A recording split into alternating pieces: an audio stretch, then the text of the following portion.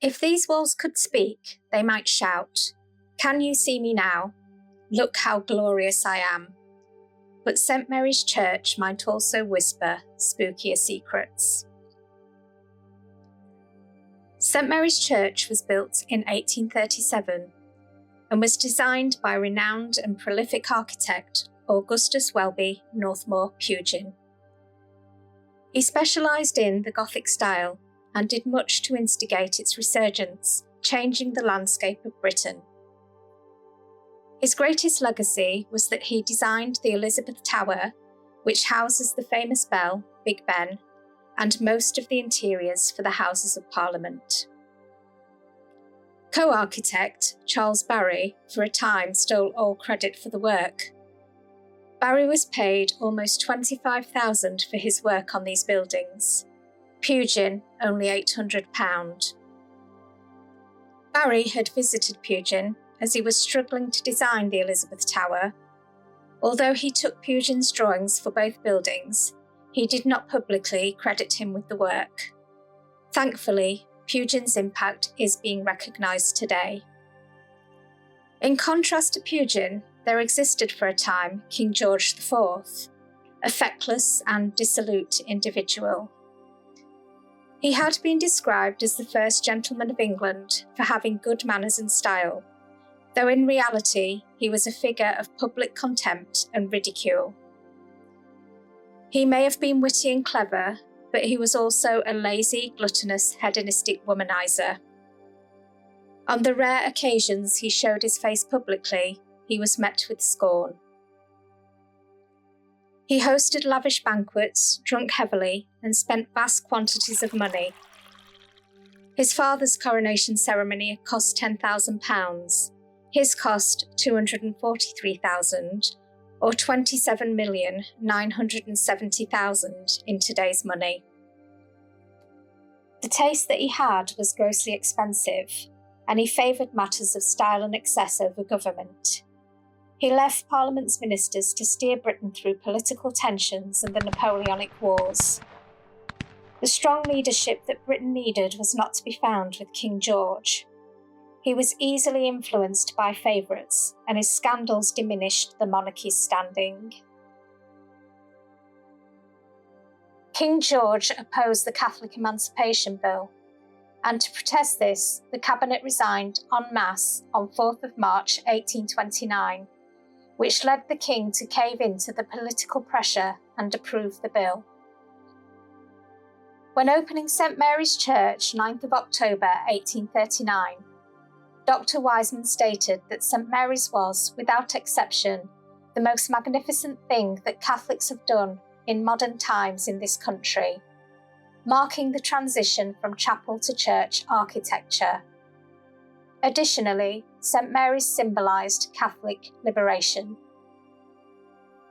In 1559, Queen Elizabeth I passed the Act of Uniformity, which prohibited Catholic Mass in England. Further penal laws were implemented over the coming years to impose greater prohibitions on Catholics. After years of religious conflict under Henry VIII and her sister, Bloody Mary, Elizabeth sought to unify the Church, creating one order of worship and prayer. By creating a church which maintained some Catholic practice and Protestant belief, she hoped to appease both sides. This also helped to strengthen Elizabeth's rule and position as head of the Church and country. It also meant the repression of Catholicism. This state of affairs continued with a few minor concessions up until 1791, when the Catholic Relief Act granted Catholics the freedom of worship and lifted other restrictions. This was followed by the Catholic Emancipation Act of 1829, which had been opposed by George IV. The Act allowed Catholics to sit in Parliament, vote, and hold public office. Thus, Catholics were allowed to be visible and prominent again after centuries of concealment. Catholic Mass had been a hidden practice in Derby, being celebrated in an upper room in the Corn Market, but as restrictions lifted, Catholics in Derby began to practice in a small chapel built for 100 people in 1813-14 on Chapel Street. However, a move was necessary as attendance was increasing, contributed to by the increased amount of Irish immigrants. Due to the famine, the Irish-born population of Derby rose from 1% to 22% by 1851, with the majority of the Irish being Catholic. With the abolition of repressive laws, there was no reason why Catholics should not build a new church. This led Reverend Challoner to purchase a building plot with the help of Bishop Walsh of the Midland District and John Talbot, the 16th Earl of Shrewsbury, to commission Pugin as architect. Pugin, who converted to Catholicism in 1835, brought with him the notion that the poor quality of contemporary architecture was a physical manifestation of the degeneration of people's souls under Protestant times. The ancient Gothic style was the only style suitable for good Christians and sound morality. Additionally, after experiencing the no-frills and lengthy Scottish Presbyterian sermons of his youth, where room decor and ceremony were kept to a minimum to focus attention on the pulpit, hardly inspiring or absorbing for an individual who had highly artistic tendencies from an early age, Pugin promised to bring some awe, flair, and symbolism to the mix. King George IV was synonymous with the Regency style, commissioning building works to this effect. For Pugin, the Gothic building style was representative of decency and goodness, which stemmed from more moral medieval times. Pugin associated the Georgian building style with immorality, meaninglessness, and frivolity. The extensive facades, which were often one room deep, pretended to be stone when really they were brick. The slim columns, which didn't hold anything up, were fraudulent and wasteful style over substance. There was an emptiness to the buildings. It is almost as if Regency buildings themselves bore similar characteristics to the king who championed the style. As King George IV lavished money on buildings like Buckingham Palace, the Industrial Revolution brought slums and poverty and the threat of public revolt.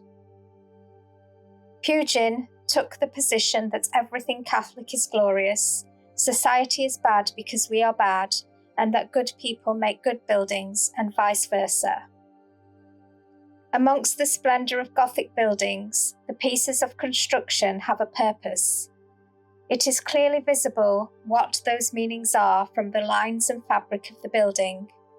The huge ribbed vaults, argyll arches, flying buttresses, pinnacles, and stained glass windows being both practical and simultaneously rich in splendour, mysticism, and symbolism. The result is a strong, significant, and inspirational structure.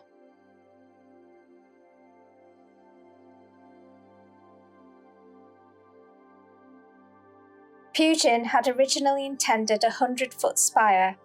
However, budgeting restrictions quashed this.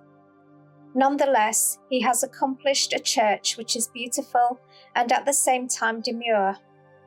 It must have been an awe-inspiring and uplifting experience for those who attended, and a stark contrast to the day-to-day greyness of harsh living conditions and harsh labour. The church is very light compared to most churches with dark folds. The white acts as a representation of purity, while the splashes of gold signify the resplendence of God. The blue iron gates could symbolise many things, including the air and sky, hope, healing, the Holy Spirit, and the Virgin Mary. Red is the colour of martyred saints and features on the vestry roof. The church also has a north-south axis, whereas others tend to have an east-west axis. And the effect of this is that as the sun rises on the summer solstice, it lights up at the altar at 12 noon through the window on the tower. This can also happen on other days too. 1853's main addition was the Lady Chapel, reputedly the largest lady chapel in England. It was designed by Mr. Hansom of Hansom Cab fame, and the altar was built by Pugin's son. 1853 also saw the addition of further statues and the replacement of plain glass with stained glass windows, which added to the sense of wonderment. Amongst the depictions in the stained glass windows are the locally significant Saxon saints, St. Werburgh and St. Alkmund. The red stained glass windows show the 6 Derby martyrs, 3 of the 6 also being the Padley martyrs. The martyrs were brutally executed in 1588 for refusing to relinquish their Catholicism. This is a story for another day though. They do haunt, but not at St. Mary's Church. The church is beautiful, with the exquisite details in the sculptures, the patterns and colours on the walls and ceilings, and the stained glass. It is difficult to pick a favourite place in the church, but maybe it is the small side chapel, which would have originally held sacred vestments and vessels, and currently holds a beautiful sculpture inside. The moving and rebuilding of the Church of St. Mary could be a tangible representation of the rebirth of Catholicism in Derby, and its combination of both devotion and beauty acted as an enticement to encourage more people through its doors to practice Catholicism. As a counter to repression, St. Mary's Church is now a strong, immovable presence in Derby City. The actions of the community in raising funds for repairs, for example, after lightning destroyed some of the main pinnacles of the tower in 1860, further demonstrates the newfound strength and resilience within this Catholic community.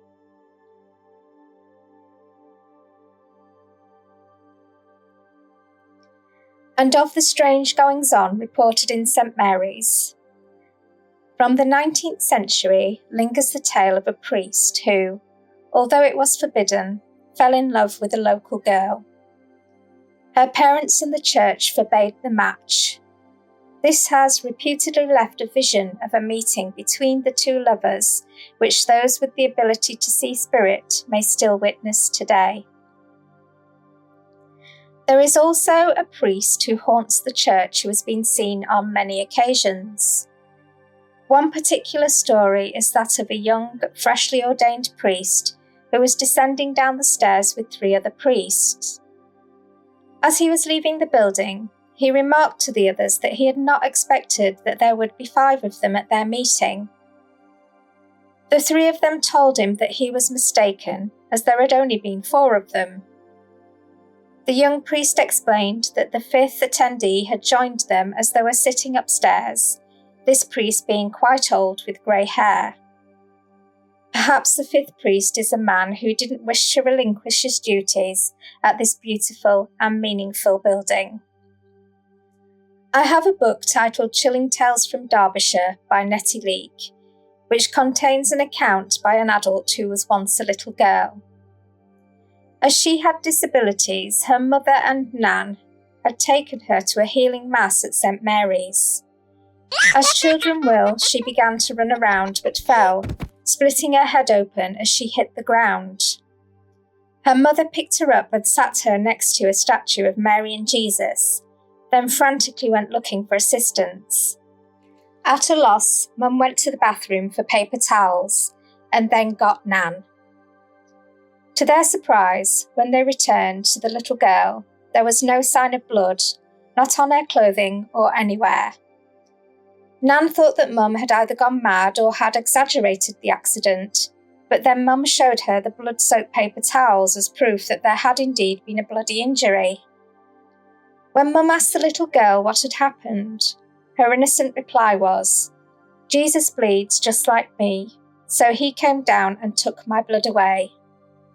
Maybe the morality and mysticism of the Gothic building style is a conduit for goodness after all. Today, St. Mary's Catholic Church still stands resplendent, a short distance from Anglican Derby Cathedral.